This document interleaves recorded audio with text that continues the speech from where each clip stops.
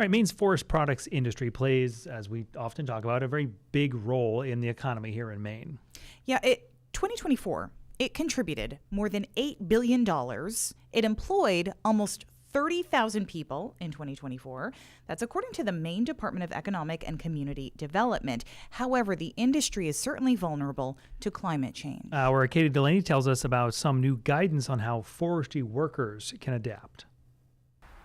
The Maine Forest Service has released a guide on how foresters and loggers can protect the environment and infrastructure in extreme weather.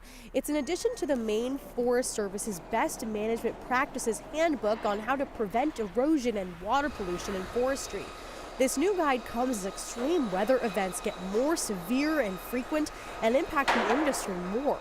According to the Forest Service, severe rainstorms and midwinter thaws can cause excessive erosion, damage roads, and limit access to timber. The Forest Service advises that people plan for these weather events and mitigate their impacts by adopting new techniques, maintaining trails more, and protecting and upgrading infrastructure like bridges and culverts.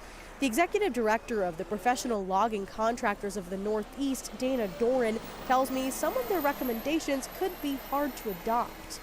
They are great recommendations. I think we all need to think about them. The timber harvesting community is to think about it, but it's expensive. And I think for contractors, they have nowhere to turn in which to pay for these things. And I think we'd like to see the state take a more proactive role to try to provide some offsets. Doran says they're hoping to work with the state to get more funding help for these projects. The Maine Forest Service tells me there is a program to reduce the cost of temporary bridges, one thing that's used to protect bodies of water in the industry, and it's planning to roll out another grant soon to increase the incentive of those.